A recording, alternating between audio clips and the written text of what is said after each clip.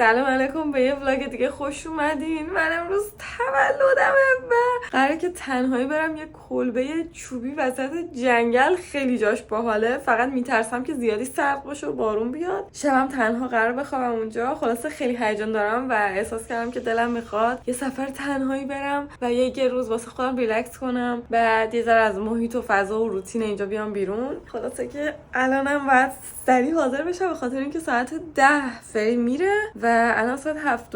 منم هیچی جمع نکردم، تا ترمینالم باید برم. بلیطم باید بخرم اونجا، واسه همین باید بدویم.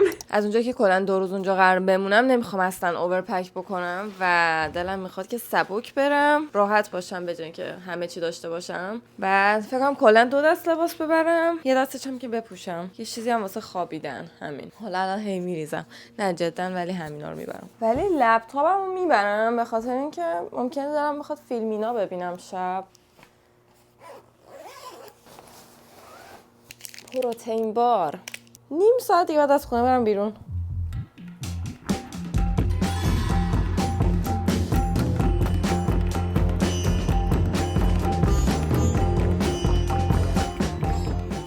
دارم از سقا جدا میشم و حاضر شدم باید بودم.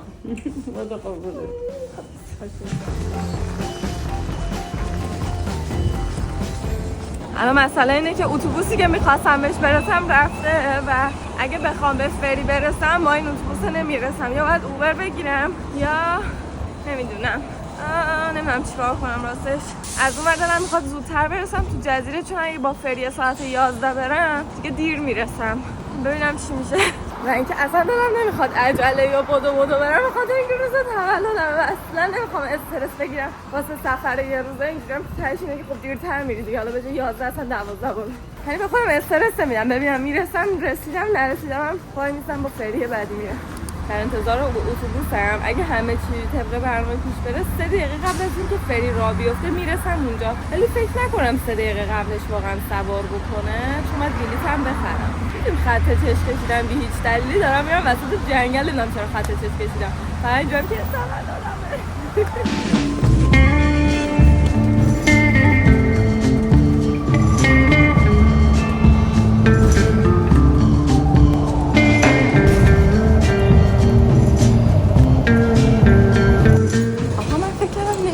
به ساعت 10 برون، بعد یهو از اتوبوس پیاده شدم، ساعت 10 دقیقه است. گفتم میرسم، رفتم تیکتم هم گرفتم، گفتش که برو میرسی.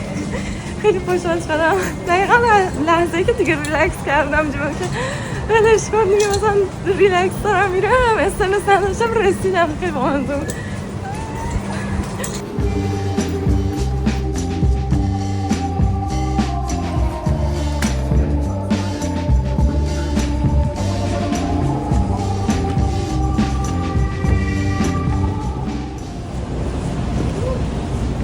عجیبه اینجا، هیچ ایده‌ای ندارم.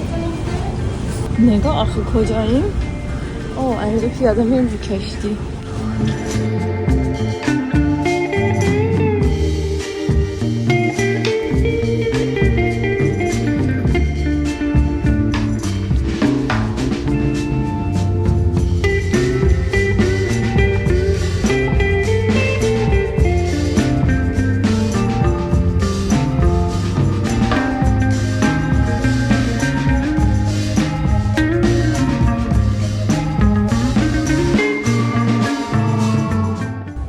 سرمو میبینین یه ذره دیگه میرسیم. خیلی نزدیک بود، یعنی مثلا با سرعت فکر کنم 10 تا اینجوری داشت میرفت و ما رسیدیم. بازم بچه فکر کنم کلبه من توی اون جنگله اون بالا میبینین سبزه، اون بالاست. فقط مطمئنم که خرس نداره، این خیلی خوشحالم میکنه، ولی ذوق دارم. صبحم از اونجا که هیچی نخوردم الان یه راست میرم کافه صبحونه مشتی میزنم.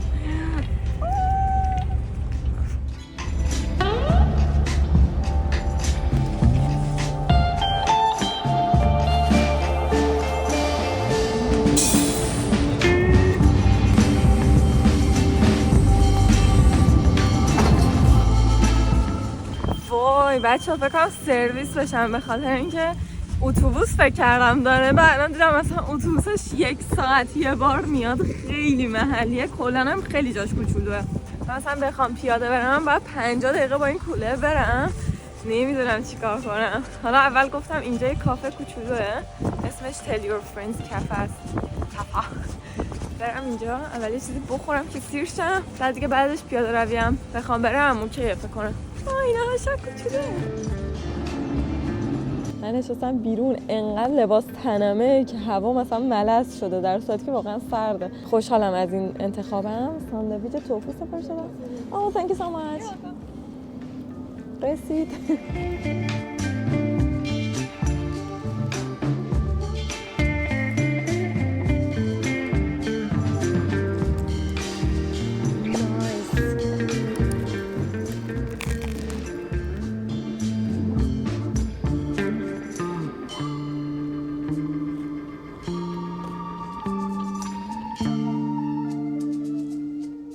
خوبه ولی فوق‌العاده هم نیست واقعا. قیمتش هم خیلی کم نبود. به من داره میچسبه ولی اگه بخوام از لحاظ انتقاد غذایی بگم مثلا 6 از 10. 6 و نیم. 7. خدایی 7. ولی از لحاظ چسبیدنی الان با این ویو 10 از 10.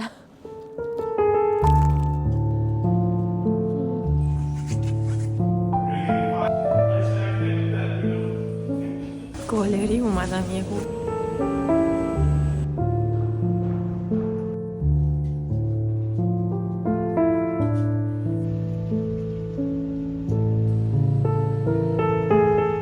از اونجایی که قهوه نگرفتم تو کافه قبلیه گذاشتم که بیام یه جا دیگه امتحان کنم. اسم اینجا اسناک کافه است. امیدوارم قهوهش خوب باشه. برای خودم کوکی گرفتم و میخوام این 2 روز هر چی دلم میخواد بخورم، واقعا به هیچ فکر نکنم. خوبه.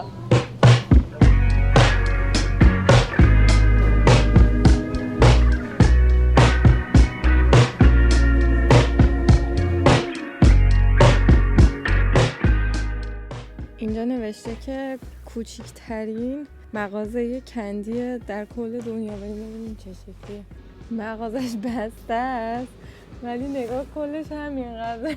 من به نظرم الکی نوشته که این کوچیک‌ترینه به خاطر اینکه مطمئنم تو بازار تهران یا مثلا توی شهرهای اطراف حتما مغازه کوچولو با منزه هست که کندی و آب نبات و اینجور چیزا داشته باشه.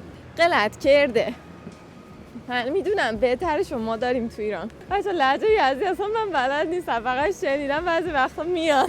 خیلی هم بد حرف میزنم. همیشه مامانم اینا میگن تو نمیخواد حرف بزنی لهجه یزدی در بیاری. الان ساعت 1 شده و من دارم فکر میکنم با خودم میتونم چه ذره برم سوپر خرید بکنم که مثلا رفتم تو ایر بی ام بی نخوام دیگه راستش برگردم این سمت. دیگه دارم فکر میکنم مثلا برم بیشتر اونجا باشم، واسه خودم بشینم فیلم ببینم، کتاب بخونم، واسه خودم باشم دیگه، چون زیاد حوصله مثلا مغازه گشتن و اینا ندارم. چه کولم خیلی سنگینه، دستم نمیتونم بیارم بالا. یعنی درست همین لحظه که گفتم خرید نمیکنم از این مغازه که پشت سرمه یه تریفت استور بود این کلاه رو پیدا کردم و $30 بود. بهش گفتم $20 میدی؟ گفت آره. میدونم که گرون بود واسه تریفت استور ولی خیلی خوشگله، به نظرم به همه میاد. بامزه است ولی چقدر حس خوبی میده. هر موقع تنها مثلا یه کاری میکنم اینطوری یه حس رهایی دارم از کل دنیا. اونم الان واقعا این سر دنیام، یعنی نه ایرانم نه خانواده‌ام پیشمن نه اصلا هیچی، خودم با مزه حسش یه حس رهایی و نه اینکه مثلا بگم بقیه حس سنگینی بهم میدم، اصلا نه، ولی حس خودم رو دارم میگم که خیلی رهام الان و یه نمیدونم شاید طولانی مثلا تو این حالت بمونه خسته بشه آدم قطعا، ولی واسه 2-3 روز خیلی خوبه، به نظرم لازمه. بعد همیشه از بچگی مثلا آرزوم بود که به یه سنی برسم بتونم تنها برم سفر و اینا.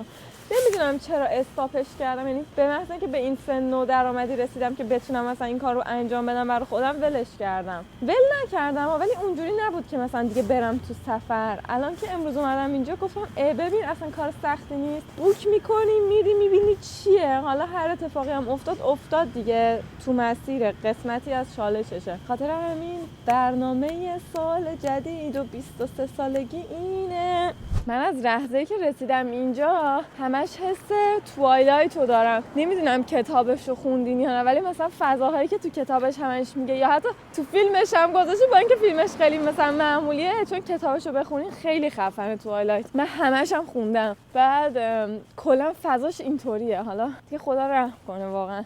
دقیقا همونطوریه، مه و جنگل و همه چی خلوت و کوچیک و مثلا محلی و اینطوریه.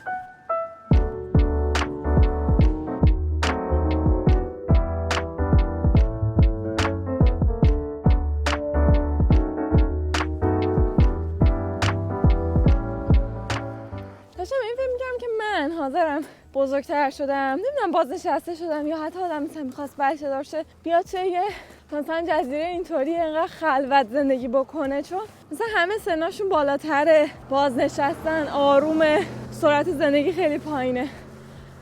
وای نفسم بچه‌ها، سر بالای سگ قشنگ.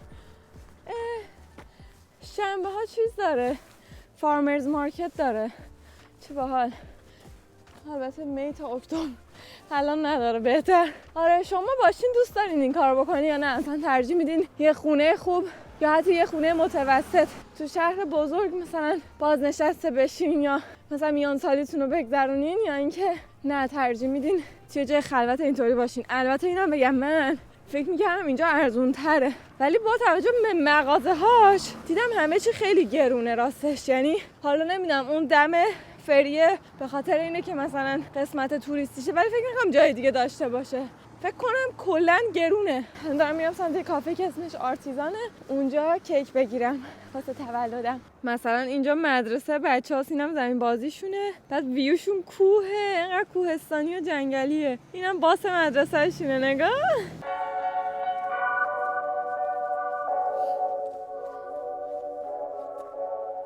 اومدم توی مسیر جنگلی چون لوکیشن کافه این وره. اینجا خیابونه ها، ولی نمیدونم برم یا نه. حیوان نداشته باشه به نظرتون؟ بسم الله الرحمن الرحیم. یعنی من با این بسم الله الرحمن الرحیم همه جا رفتم. خودم خنده میگیره.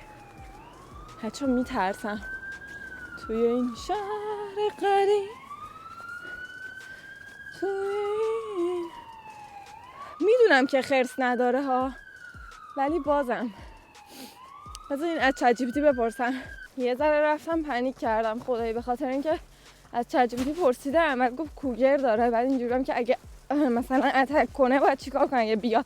حالا نوشته بود با هر آبجکتی که داشتی وحشیانه ترین حالت ممکن تو هم باهاش بجنگ. و عمرن اگه بتونم من باش بجنگم.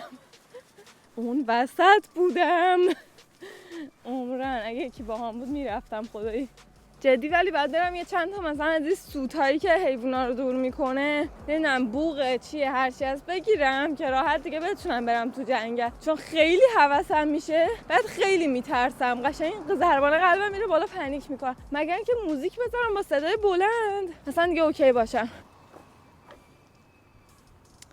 چه باحال. نگاه نوشته که میتونین هیچ هایک بکنین، اگه دستتون رو اینطوری بگیرین براتون وای میسن ممکنه، یعنی بعضیا وایسن، و هیچ هایکینگ اینجا قانونیه، یعنی میتونین انجامش بدین، ولی ریسکش دیگه با خودتونه و اینکه فریه، کسی نباید ازتون هزینه بگیره بابتش. من فکر کنم خیلی جاها غیر قانونی کردن هیچ هایکینگو. هیچ هایکینگ اگه نمیدونین یعنی که بغل جاده وایسی و مثلا دستتو اینجوری بگیری بعد بگی که تو هر جا میری من باهات میام. حالا اون آدم ممکنه هر جایی بخواد بره، بعضیا کلا اینطوری سفر میکنن و مجانی باهاشون میرین، همراهشون میکنین. حالا من که جرأت همچین کارایی ندارم، ولی خب باحال دیگه، اگه داشتم شاید مثلا سوار میشدم. اسپری فلفل و اینا اگه داشتم شاید. خدای اسکل روزگارم، کدوم خری روزا تولدش میاد تنهایی وسط جزیره.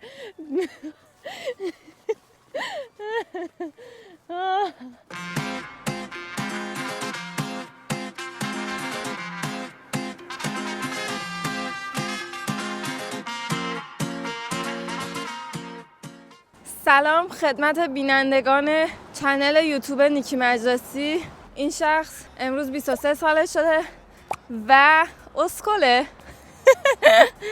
الان خوشحاله. حس کنم مثلا بغل جاده و جنگل شما اگه بخواین شبیه سازی کنین اونطوری، فقط اون سر دنیا و خودش هم نمیدونه اینجا داره چی کار میکنه. فقط واقعا تو لحظم الان میخوام از خودم سوال بپرسم Q&A. خب هدفم برای سال آینده چیه از زندگی؟ سوال خوبی بود. بیزینس خودم رو داشته باشم. خیلی خیلی آرزومه که واقعا اگه بخوام مثلا هدف پروژه‌ای بهتون بگم و معنوی نباشه، دلم میخواد که بیزینس خودم رو استارت بزنم واقعا، و دوست دارم درست حسابی باشه، یه چیزی باشه که خودش به خودی خود انقدر بزرگ و خوب و رو برنامه باشه که نیازی به چیز دیگه‌ای نداشته باشه و خیلی بزرگ دارم بهش فکر میکنم. امیدوارم که انجام دادنش هم بتونم بزرگ پیش برم. همه با هم تو کامنت ها اشک شادی شمع و نگاه کن که واسط میچکه چیکه. رسیدیم. خدمت بینندگان گرامی، این آرتیزان اسکوئر که میبینید دوباره خودش گالری، کافه و مغازه های خودشو داره. منم نمیدونستم، الان دیدم که اینطوریه و خوشحال شدم به خاطر اینکه از اینجا تا ایربی‌ان‌بیم مسیر کمتریه و اگه جاش خوب باشه میتونم مثلا دیگه اون پایینو نرم، اینجا رو بیام با باس. میدونین چی بیشتر از همه نگرانم میکنه؟ که هیچ آدم دیگه راه نمیره اینجا، یعنی فقط منم و این واقعا عجیبه. مسیر انسان روی نیست.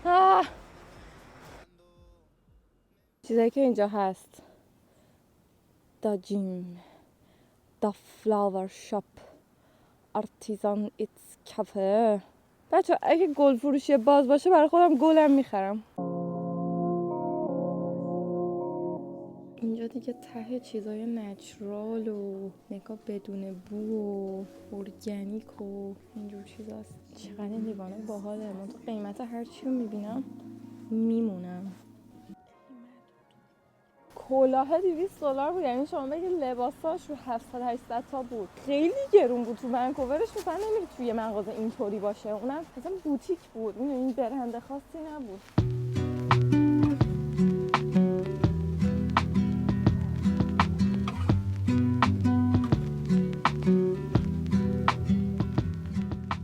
فلاور شاپش چیز نیستش، دسته گلی نیست، واقعا چیزای خیلی گلدونی داره.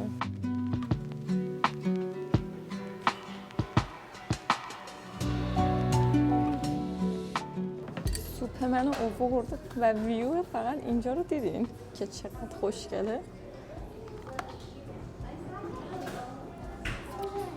خوشمزه است. اتوبوسه 5 دقیقه دیگه میاد، نگرانم از دستش بدم چون اگه با این نرم 1 ساعت دیگه میفته.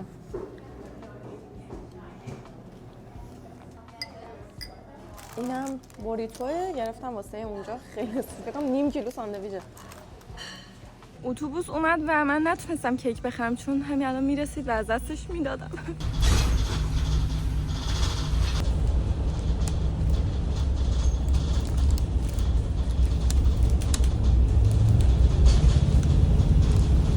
یعنی اگه فکر میکنین که من مثلا میام این کارا رو انجام میدم و استرس نمیگیرم، کور خوندین. به خاطر اینکه الان تو اتوبوسه داشتم از استرس میمردم که فقط به یارو بگم من اینجا میخوام پیاده شم. بعد نه استاپ داشت نه دکمه استاپ داشت. بعد به آقای گفتم که من رو مپ نشون میداد که من 400 بلاک پیاده یعنی بعد پیاده شم. بعد به آقای گفتم که مثلا من استاپ بعدی که 400 بلاک پیاده میشم. بعد گفتش که اینجا 400 بلاک نداره. بعد گفتش که next استاپ من هر جا که تو بخوای پیادت میکنم. یعنی مثلا اینجوری بودش که هر جا میگفتی میذاشتت، استاپ خاصی نداشت. بعد اینجا نگاه جنگل همش و من وسط جاده ام، اصلا هیچی نیست. نمیدونم ایربی‌ان‌بیم کجاست واقعا. فقط دارم از رو مپ میرم و حس میکنم باید پیاده برم یه تریلی رو بالا تا برسم به کلبه. واقعا وسط جنگله. یه ساین میبینم اونجا زده 1321. ایربی‌ان‌بی منم 1321. اونجا زده کابینز. فکر کنم همونو باید دنبال کنم. خدا رو شکر که دیرتر نیومدم. بعد فکر کن هوا ساعت 4 تاریک میشه. من یه ذره دیرتر میومدم رسما نمیتونستم پیدا کنم.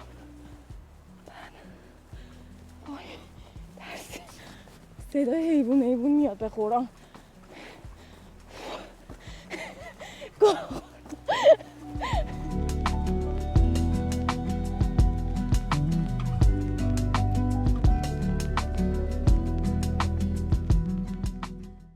یه سونا خشکم رو گوشه داره که من مایه‌مو جا گذاشتم.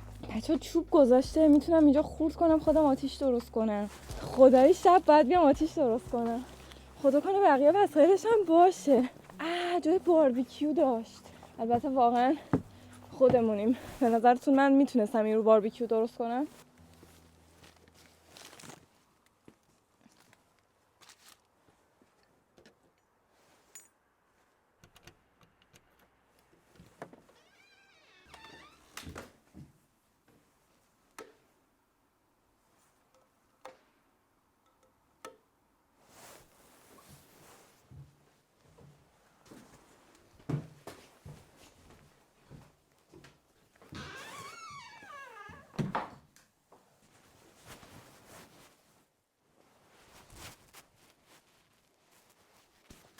صدای هیچی نمیاد اینجا. سکوت کامل کامل کامل کامله. یعنی حتی صدای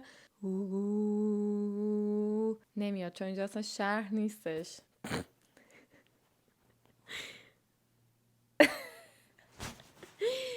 زنده میمونم مطمئنم. بچه دیگه من لم دادم، اینقدرم گشتم بود افتادم به جون این ساندویچ. حتی فردا صبح که از اینجا بزنم بیرون هیچی ندارم واسه خوردن. بعد نمیدونم چی کار کنم. حالا دلم میخواد الان یه ذره استراحت بکنم دیگه، برم بشینم کتاب بخونم، فیلم ببینم. دلم میخواد یه سریال خوب پیدا کنم بشینم پاش همجوری پشت هم ببینم مثلا تا ساعت 2-3 صبح بشینم سریال ببینم. خیلی حال میده.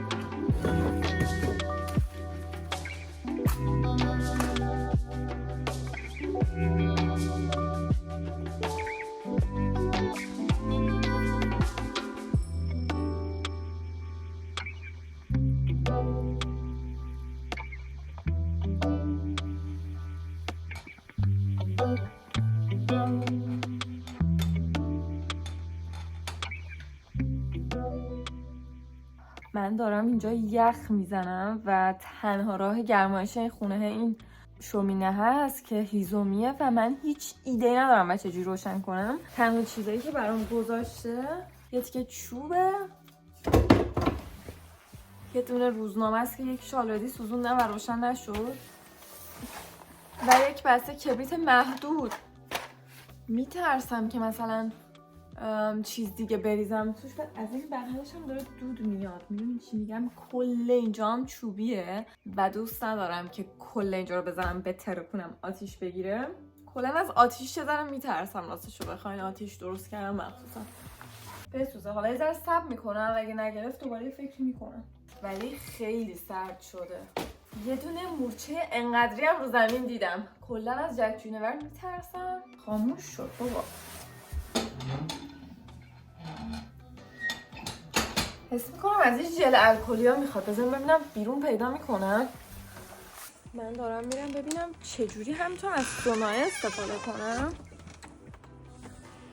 لیترالی هیچی نمیبینم و حس میکنم نباید از خونه برم بیرون چون هیچی نمیبینم.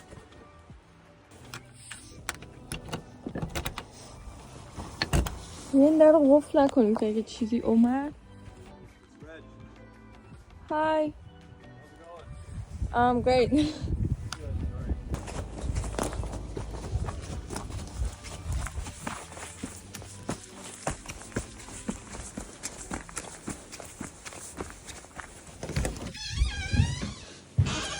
من پامو از در خونه گذاشتم بیرون، بعد دیدم صدای یه مرده میاد داره میگه های فلان اینا. بعد گفتم وای یکی اومد سراغم، داشتم قلبم داشت میزد. بعد گفتم رگ. بعد یادم آمد که اسم میزبان اینجا رگه. بعد دیگه بهش گفتم آره the host. بعد گفتش که آره و اینا. بعد اومد و من قلبم داشت میزد همینجوری تاپ تاپ. بعد دیگه بهش تکست داده بودم ندیده بود. خودش خدا رو شکر همین کابین اینجا زندگی میکنه و اگه اتفاقی حالا بیفته و اینا هستش. بعد یکی دیگه از کابینا زندگی میکنه. به هم یاد داد که چجوری اینو روشن کنم و من فهمیدم که این اصلا روش میتونی قابلمه بذاری و چیزی درست بکنی. خب من نمیدونستم ولی خیلی بامزه است دیگه. میتونستی روش غذا یا چای میتونم روش قهوه بذارم دم بکنم. خیلی باحاله. چایی ندارم، همش میگم کاش با خودم یه چای آورده بودم. بچه‌ها خیلی بامزه بود. حالا یه داستانم بهم گفتش که براتون تعریف میکنم. اولا که من اینو دیده بودم، منتها فکر کردم که باید یه چیزی رو دیوار باشه دیگه من اینو کم و زیاد کنم. بعد گفتش که نه همین بغل میتونستی زیاد کنی. یعنی فقط اون آتیشه نبود، چون اینو دیدم گفتم باد گرمم میزنه. بعد گفتم نه دیگه احتمالاً تهشه. من الان خونه رو گرم میکنم. بخاری 28 درجه، بیرون -2. خب حق دارم. سایز مورچه رو ببین. من یه تلاش دوباره میکنم به اون روشی که آقای گفت. فقط گند زدم این تو نباید روزنامه رو اول میریختم و این تو نباید کثیف میشد.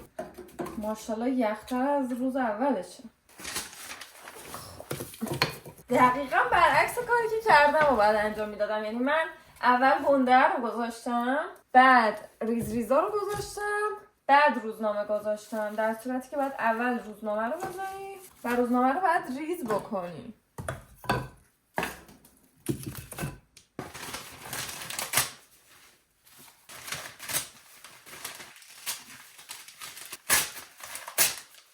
من روزنامه رو همینجوری قلمبه آتیش دادم، چون که مغزم اینجوری بود که هرچی گنده تر باشه بهتره آتیشش، در صورتی که اشتباه میکردم.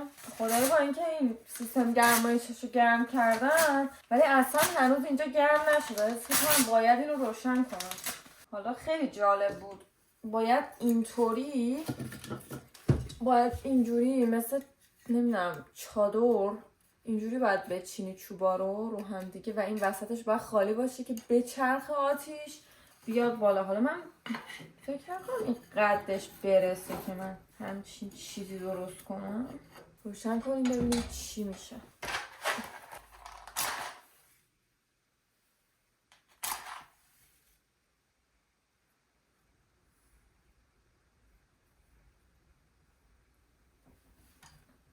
خب بعد گفتش که یه ذره لای درشو باز بذار که چیزی نپره بیرون. یه موقع خدای نکرده مثلا اینجا هم کلش چوبیه، اگه یه ذره مثلا تیکه روزنامه پرچه بیرون ممکنه خودت نفهمی ولی بره اون زیر میره آتیش روشن بشه.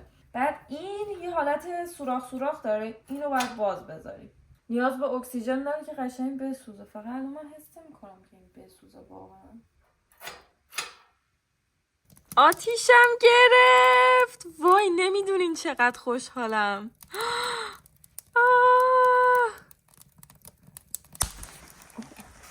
درش باید ببندم.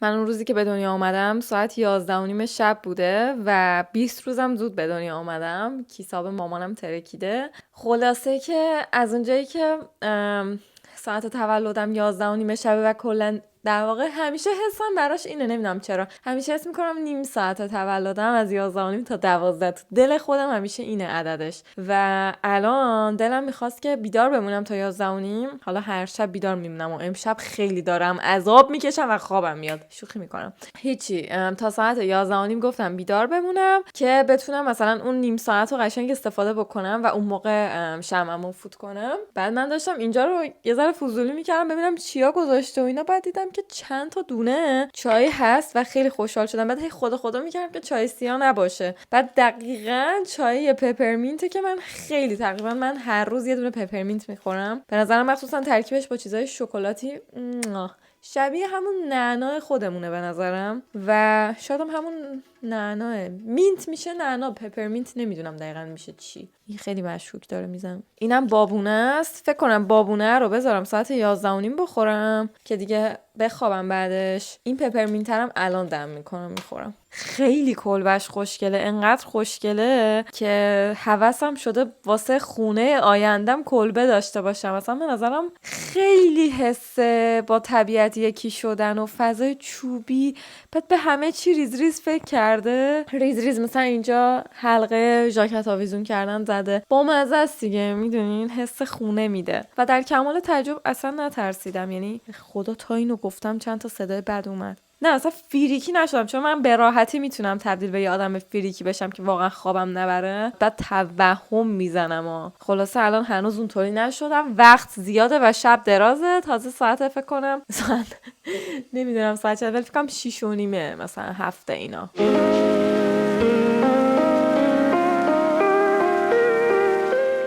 اتاق خوابشم این بالاست که خیلی بامزه است، زیر شیروونیه و عاشقش شدم. قشنگ حس کتاب داستان و فیلم‌های قدیمی و اینطوری داره بهم میده.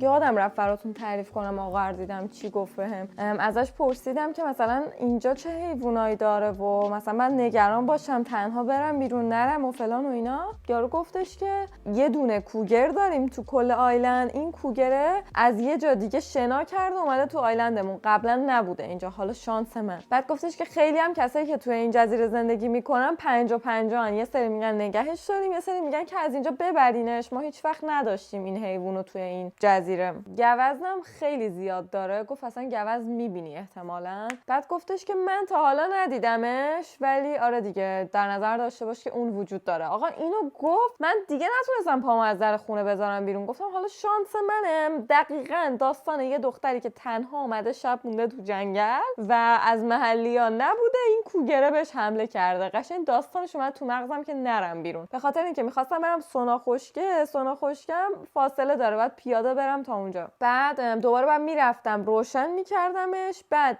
1 ساعت مثلا نیم ساعت 40 دقیقه بعدش دوباره گرم میشد. اون موقع تازه میرفتم توش. گفتم ولش کن، اصلا نمیخوام به خودم ترس و لرز و استرس و سختی کار وارد کنم و واقعا من باید خودم رو چیز کنم، هی یادآوری کنم که مجبور نیستی همه کارا رو توی یه نشست انجام بدی. مثلا میام اینجا دلم میخواد هر چی کافه رستورانه برم، هر چی مغازه خوبه برم، وقتی که مثلا یه جا هتل میرم یا ایر بی ام بی از همه امکانات و خدماتش استفاده کنم. بعد نمیتونم انتخاب کنم یا مثلا این فکری که مثلا چه اگه باشگاه داشته باشه نرفته باشم میگم ای بابا تنبلی من بوده، یا اون مثلا شهری که رفتم و چرا کامل همه جاشو نگشتم. ولی در صورتی که زندگی تموم نمیشه، وقتی که اینو قبول کنی که قراره کلی زندگی کنی، قراره همه جاها رو چند بار بری نه یه بار، قراره خاطره بسازی، خیلی آرومت میکنه و به خودت هم اجازه میدی که بیشتر ریلکس بکنی، چون اونجوری واقعا آدم لذتش هم نمیبره. خیلی وقتا لذت یه کاری تو اینه که چه میدونم به جای اینکه 5 تا جا بری یه جا بری ولی خیلی با دقت و لذت بری و قشنگ بذاری بشینه تو وجودت حسش. اینجا استودیو یوگا هم داشتش، بهم گفتش که فقط جمعه ها کلاس نداریم. شانس منم دقیقاً فردا جمعه است. امروز صبحم ساعت 9:30 داشته، من اصلا نمیرسیدم.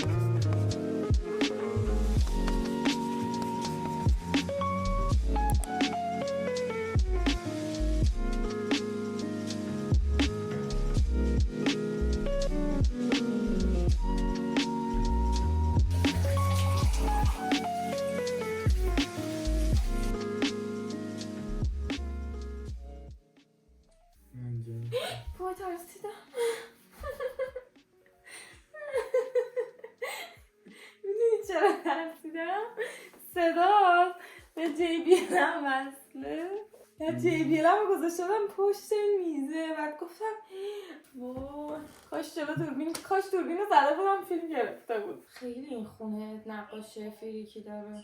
یه آدمیه که کت-شلوار تنشه ولی سرش گوز نه. خب همیشه وقتی تنها مثلا من شبا میرم دستشویی صورتمو بشورم خیلی فکرای فریکی میاد تو سرم. مثلا یهو وسط صورت شستم میترسم خودمو نگاه کنم تو آینه. مثلا میترسم یهو سرمو بیارم، مثلا یهو حس میکنم الان سرمو بیارم بالا خودم مثلا یهو نیکی 90 ساله رو میبینم تو آینه، یا مثلا یهو یکی دیگر رو میبینم تو آینه شدم یه آدم دیگه، یا یه حیوانی رو میبینم تو آینه. حس میکنم تو مور مغزی دارم. خیلی کسی جدی. خب الان ساعت چنده؟ فکر کنم 11 و فکر کنم 10 دقیقه به 12 اینا باشه. یه ذره از تولدم گذشت ولی آماده و حاضرم و خب شمعمو فوت کنم. کیکم که نتونستم بخرم، به جاش یه نصف پروتئین بار گذاشتم روی این شمعمو روشن میکنم. خیلی شمع دلم میخوام همه رو بذارم. پروتئین بارش سفته ها. نشانه بخت محکم و استوار امسالمه. واقعا باید همه شمع رو گذاشت. من هیچ وقت درک نمیکنم یه دونه شمع. این اولین تولدیمه که پیشم نیستی. تنها تولدم باشه. میخواستم پروتئین باره رو از توی این پوست خودش در بیارم واسه همین میذارم روی این. نصفش هم گشتم بود خوردم. نصفشو داری. کبریت گوگل. دیدی کبریت گوگلم. باورم نمیشه اینجام و دارم این کارو میکنم. خوشحالم ولی آرزو میکنم سال دیگه پیش هم باشیم.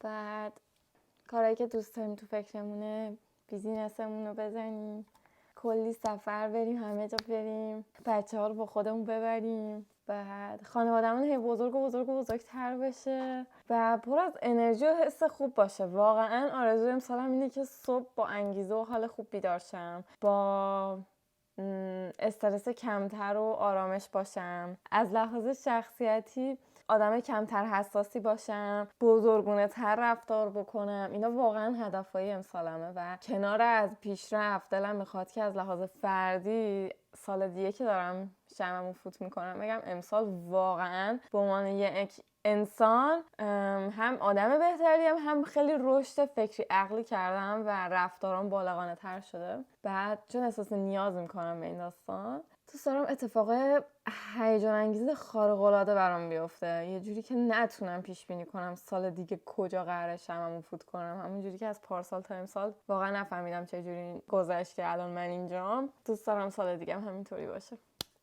ولی کنار خانوادم و کوکورو باشه. عاشقتم باشه.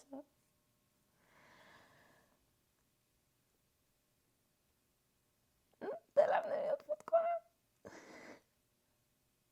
آرزوام مونده.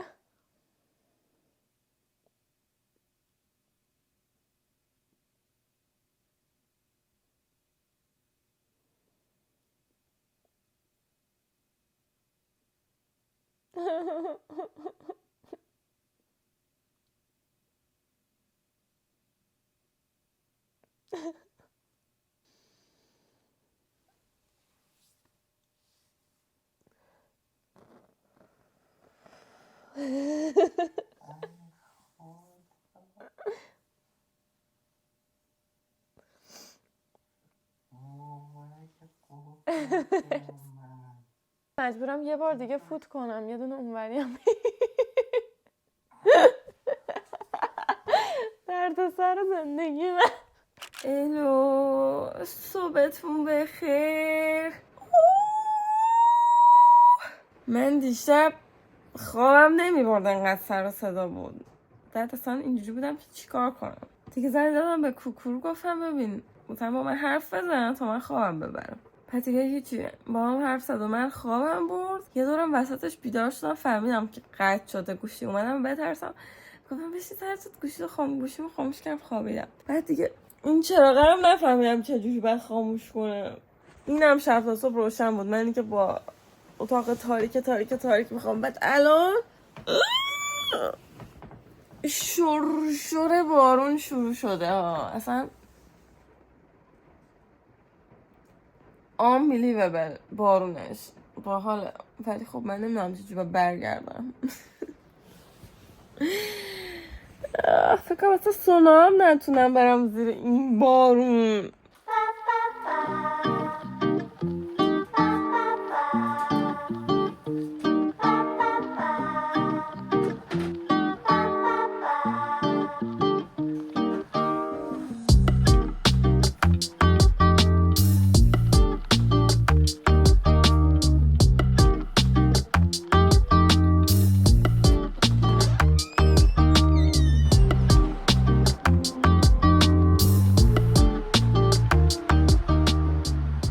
لباسام پوشیدم که سری بذارم بیرون، به خاطر اینکه بهش گفتم اگه میشه ذره دیرتر چک‌اوت بکنم، ولی قبول نکرد به خاطر اینکه خیلی زوده، ساعت 11 و اتوبوس ساعت 12:42 میاد. حالا اتوبوس قبلی ساعت 10:27 میاد. الان دارم سعی می‌کنم به اون برسم، بخاطر دارم زودترم میرم. گفتم دیگه میرم تو شهر میچرخم و کافه میرم و از این کارا میکنم.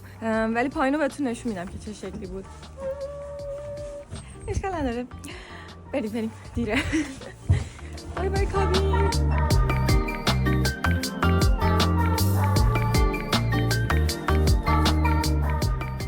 من فقط واسه اینکه تو دلم نمونه و زده باشم از این تبرا گذاشته بود که چوبو بتونیم خورد کنیم. میخوام امتحان کنم بعد برم. واقعا امیدوارم اتوبوس رو به خاطر این از دست ندم.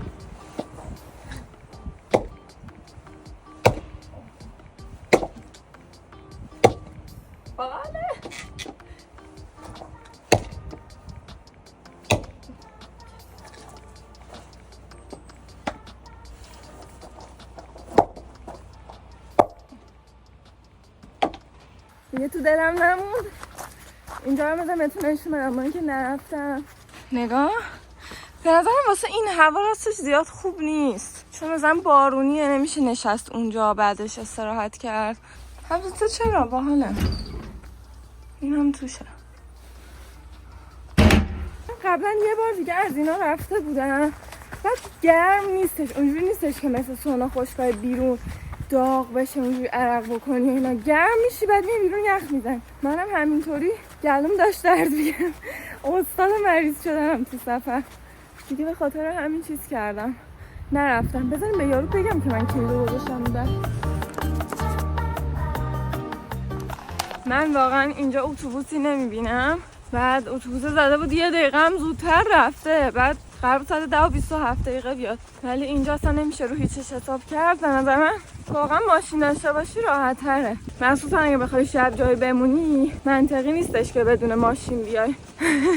من بعد از اینکه موندم، حالا تو موقع بدم نیست، یه ذره کولم سنگینه وگرنه 1 ساعت بیشتر راه نیست پیاده. حالا الان دارم پیاده میرم، اگه اتوبوس رو ببینم وسط راه دستامو تکون میدم ان شاءالله وای میسه، اگه ندیدم دیگه باید پیاده برم 1 ساعت. ولی هوا خوبه، به جاش بارون شدید نیست.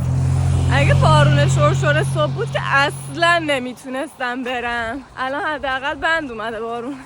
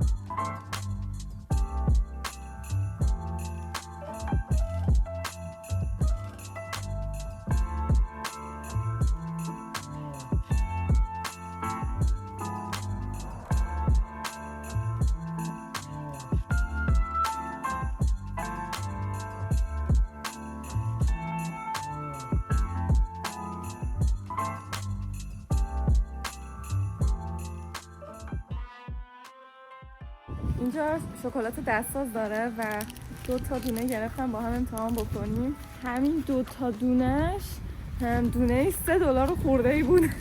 خیلی گرون بود واسه شکلات. یعنی مثلا با $3 خورده‌ای میتونی یه تخت لینت بخرین اینجا و امیدوارم که واقعا خوب باشه، چون خیلی اینجا مثلا همه جا دیدم مثلا که نوشتن اینجا شکلاتش رو رفتی امتحان کن، اینجا رفتی امتحان کن. بعد الان از اینجا دارم پیاده برمیگردم سمت اون ترمینالی که دیروز رفتم، همون جایی که فریا هستن، که مطمئن بشم مثلا میرسم به تایم فری.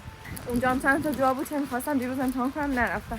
بعد من نمیدونم چرا انقدر اینجا غذاش کم بود پرچنش، من اصلا سیر نشدم. شاید هم چون دیروز دیگه خیلی زیاد من شب فکر کنم ساعت 1 خوابیدم، از ساعت 4 عصر زودتر 3:30 اینا هیچی نخوردم، فقط همون پروتئین باره که تو 2 بعده همونو فقط داشتم که بخورم و یه آروم آروم خوردمش که دیگه مثلا از گشنگی نمیرم. نمیدونم چه خریتی کردم که هیچی با خودم بر نداشتم. بریم اینو امتحان کنیم ببینیم چطوره. سعی کردم خیلی چیز عجیب غریب نگیرم به خاطر اینکه حس میکنم ساده شکلات بهتره. این کلاسیک ترافلشه.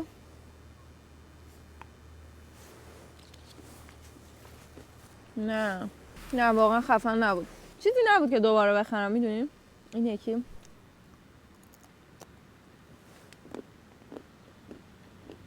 یکی توش پر پسته است با بادوم هندی.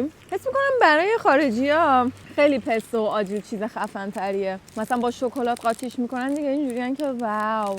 ما تو ایران انقدر زیاد داریم مزه جدیدی نیست برامون، یعنی شاید حالا خفن نباشه براشون ولی مزهش حس میکنم جدیده براشون، مخصوصا رو پسته و اینا خیلی معمولی بود.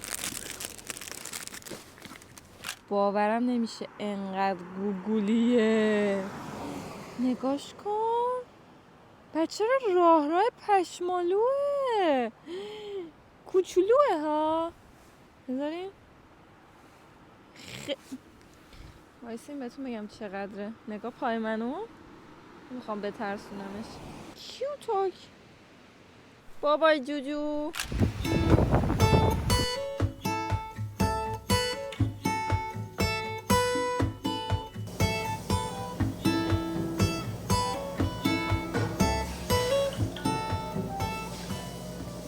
This is really good.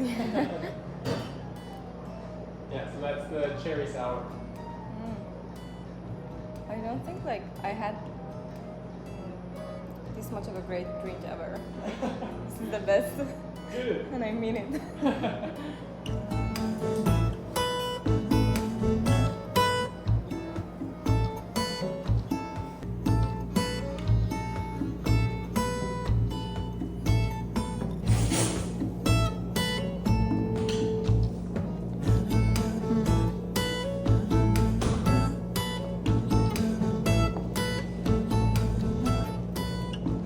یعنی 2 تا درینک هایی که بهم داد خفن ترین درینک هایی بود که من تا حالا خوردم.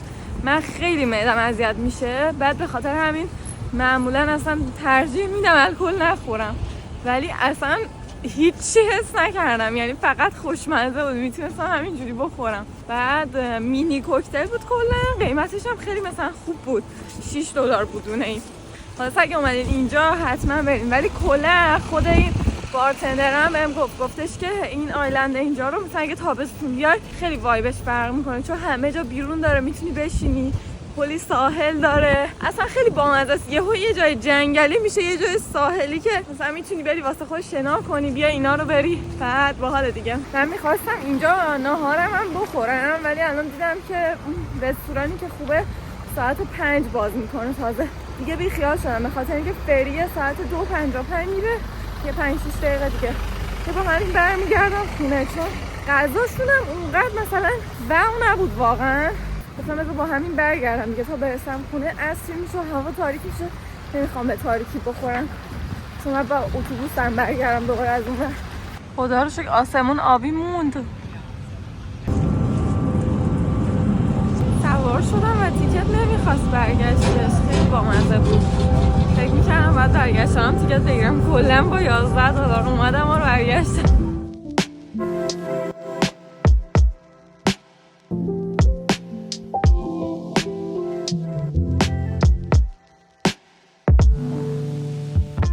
الان شک میکنی که نیکی چرا تو این شکلی شدی، ولی دلیلش اینه که من برگشتم خونه و داشتم میمردم از خستگی. خلاصه در استراحت کردم، غذای مامانم خوردم، به خودم غلبه کردم و بیرون غذا نخوردم و دیگه حاضر شدم به خاطر اینکه دو تا از دوستام زنگ زدن گفتن که اگه شب هستی بریم بیرون، به خاطر اینکه من روز تولدم هیچ کاری نکرده بودم. بعد آره دیگه الان دوباره دارم میرم بیرون، خیلی خستم ولی دیگه دلم می‌خواست که همین امشب برم و تولد بازی‌ها رو تموم کنم که فردا پس فردا باید بشینم پای ادیت زیاد. خلاصه که امیدوارم از این ویدیو خوشتون اومده باشه و یادتون نره که برام کامنت بذارید. من کامنت‌ها رو واقعا میشینم میخونم و کلی ذوق میکنم. نظراتتون برام مهمه و عاشقتونم. اومدم دستام بزنم به لبم، یادم از رژ لب دارم. عاشقتونم.